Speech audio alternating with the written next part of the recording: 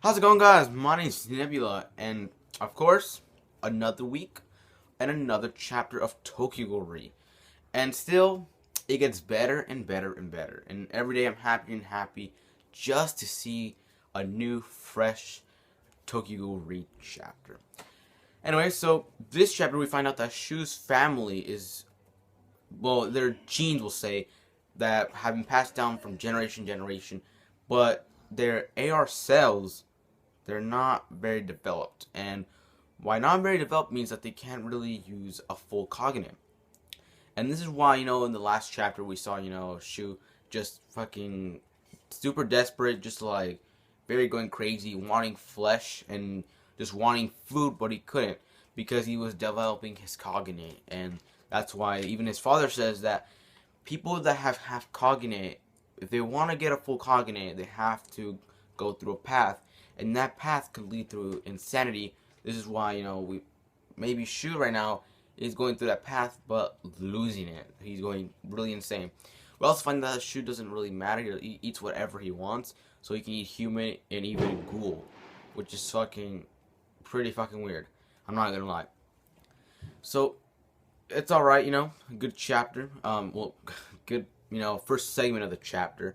Then we also get to learn that even Shu's supposedly little brother, Kanai, is not really his brother. He's basically a descendant. Basically, he's not his brother, but he's kind of blood related to him, and he's more of a cousin to him or something else to him, but mostly a cousin, a faraway cousin, maybe, I don't know, but just a cousin.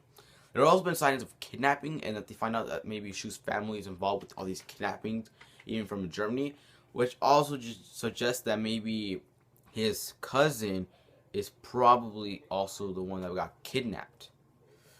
So we got some tension here. We also might be getting, except this might be the Shu arc. Basically, we're gonna get this rose walled arc, and it's all gonna be about them and how they're gonna basically try to take them down, and maybe Kaneki slash Sasaki will see him, and they'll get something there, because if part one Shu was super attractive, well, not attractive we'll say, but very into Kaneki because of his blood, and he was half human. This also explains why Kaneki turned into Centipede, because he was human, half ghoul, and he wasn't really yet. His cognate wasn't developed fully, which meant this is why he was super. He went through insane and stuff. And basically, the only way to get a full cognate is by eating ghouls. And yeah, so that also it'll explain a little bit about Tokyo Ghoul Part 1 and why he turned insane. Every time he would turn into Centipede. Now, it gets even deeper. This chapter. This chapter gets pretty fucking deep. So Sasuke, he's been visiting Hinami, and he brings all the time, these books, all the time, just to give it to Hinami, and which will cheer her up basically. And Hinami just always tells him, thanks, big brother. And Sasuke always wonders, I'm not your big brother, right? I cannot bring him back to you. And Hinami's like, yeah, I know, you're not my big brother, but you act the same way like him. You might not have his memories, but you act the same way, And that's what I explained, in the last, like in Tokyo Ghoul, I think it was chapter 30 to 31, where, it's not Kaneki, but it's his body, and he acts almost the same way, when he wasn't accepting, his ghoul powers. So he's just telling, Hinami also starts revealing that maybe sometimes, she gets pretty sad, because she feels like maybe Kaneki will never return, and that's what lets her down. But every time she sees Sasuke, bring him books, just like her big brother would do, she kind of gets relief, and she's like, oh yeah, maybe he is alive still. And Sasuke gets kind of emotional, and he says, all right, we'll end the session right now, and he leaves out. And Sasuke, well, he starts getting like these feelings for Hinami, not saying that these I want to date Hinami, but more like he wants to kind of save Hinami now, and not, he feels sort of bad for her, basically. But he also sees, like, she's a ghoul. I'm a ghoul investigator, I can't do that. But either way.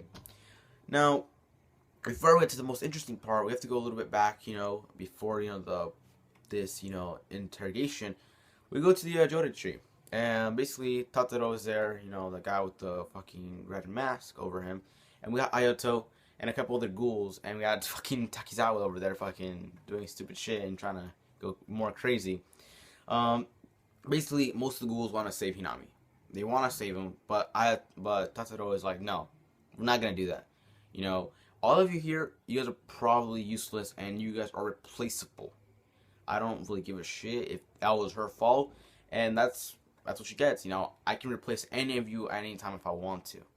And not to kind of just arguing, you know, saying, no, we gotta save Hinami because Hinami's Hinami, you know. She's not replaceable.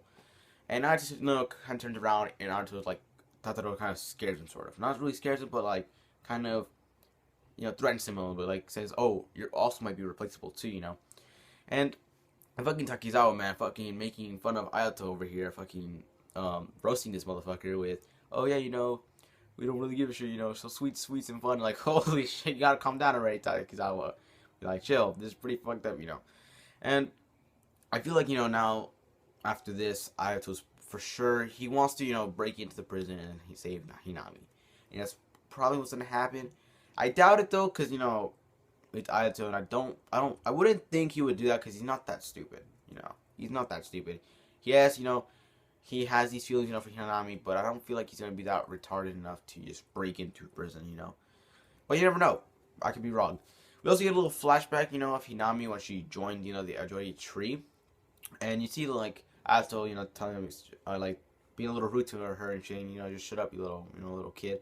And she's like, oh, you know, you're also like your you're also like your sister, you know.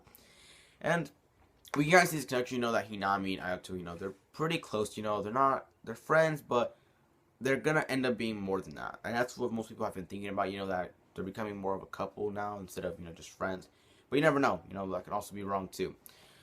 Now we get to the most interesting part. Now, after Sasaki, you know, leaves the interrogation room, he meets this guy who is called Shiki Kijama.